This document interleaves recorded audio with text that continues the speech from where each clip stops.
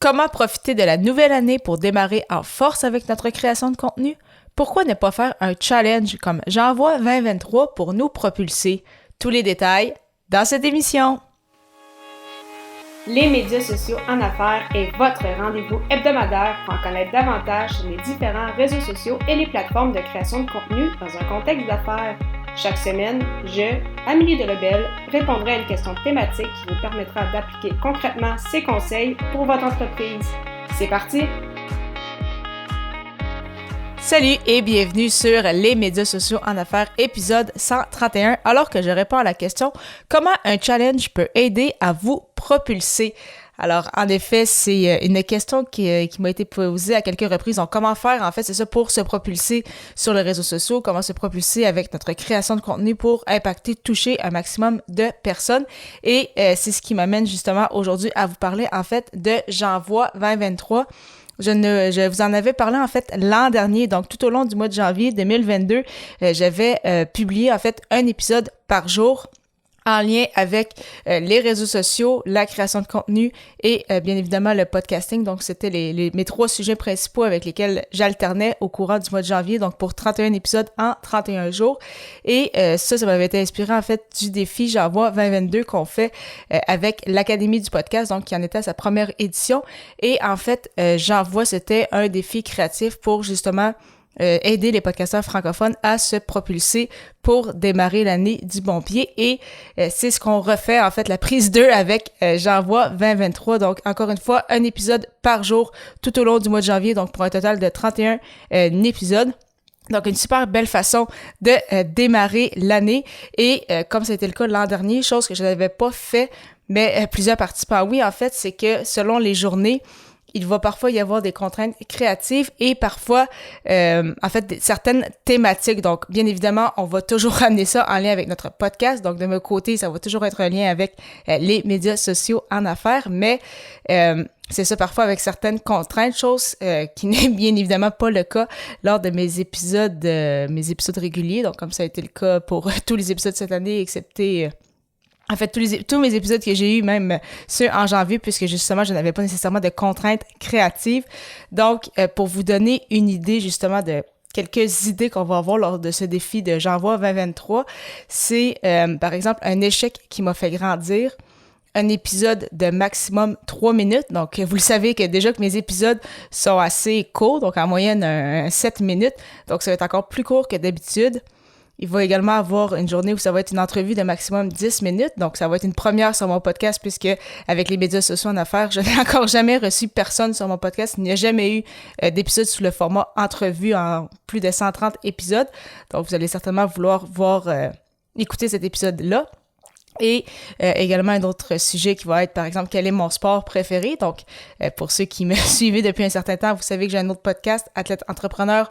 J'ai discuté avec des athlètes de plusieurs disciplines. J'ai pratiqué différents sports aussi dans ma jeunesse. Donc, ça va être intéressant de découvrir quel est mon sport préféré. Et bien évidemment, plus encore. Donc, ça, ce ne sont que juste quelques idées pour justement vous teaser un peu qu'est-ce qui s'en vient dans les prochaines semaines. Et bien évidemment, tout cela, en fait, ça demande bien sûr de la planification parce que planifier, faire 31 épisodes en 31 jours, c'est ça, il faut quand même avoir une certaine structure. Donc, s'assurer, c'est ça, d'avoir les idées, de savoir un peu vers quoi qu'on s'enligne, quelle va être encore une fois mon intention pour chacun des épisodes, s'assurer justement d'avoir le temps de faire les épisodes, les planifier, les mettre en ligne, bien évidemment, tout ce qui est au niveau promotion également.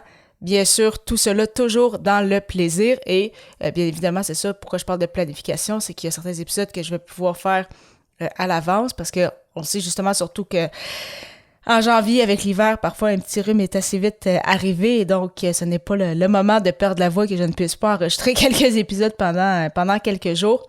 Donc, vraiment, c'est ça, ça va être un super défi. Donc, non seulement le fait, c'est ça, de faire un épisode par jour pendant 31 jours, mais aussi, c'est ça, de sortir, en fait, un peu de ma zone de confort avec, justement, ces contraintes créatives-là et ces thématiques, chose que je ne fais pas habituellement. Et c'est probablement le cas pour vous aussi. Donc, pour, justement, démarrer 2023 en force, pourquoi ne pas faire un challenge peut-être du style de J'envoie 2023 pour peut-être juste, comme certains vont le faire avec J'envoie De mon côté, je vais le faire, c'est ça, avec une contrainte, donc un épisode par jour, mais certains vont peut-être juste faire 2 épisodes par semaine, d'autres vont profiter de ce moment-là pour lancer justement leur podcast, donc d'autres qui ont peut-être déjà 2 épisodes par semaine vont peut-être monter à 3 ou à 4. Donc vraiment, il n'y a pas de limite, encore une fois, c'est vraiment juste de sortir de votre zone de confort et justement d'essayer de pousser votre limite, de pousser votre créativité pour voir jusqu'où vous pouvez aller et parfois justement ça vous permet de découvrir en fait des nouvelles facettes de vous et bien sûr, vous allez probablement aussi découvrir de nouvelles choses à mon sujet également puisque bien évidemment ça va toujours être en lien avec les médias sociaux en affaires, mais parfois ça va être des sujets un peu plus personnels.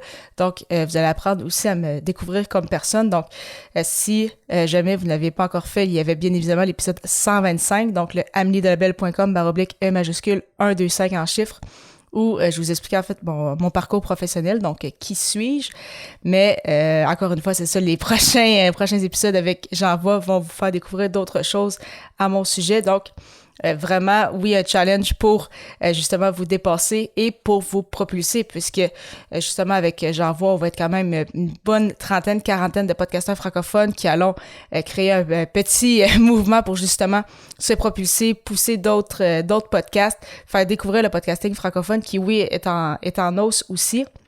Et en fait, vous pouvez vous servir de cela, oui, pour votre podcast si vous en avez un également, mais bien évidemment pour un blog, si jamais vous avez un blog aussi, au niveau de la vidéo, peut-être en lien avec votre création de contenu. Donc vraiment, juste, c'est ça, vous poussez, essayez de repousser un peu votre limite pour débuter 2023 en force. Donc, ça va être un beau défi et...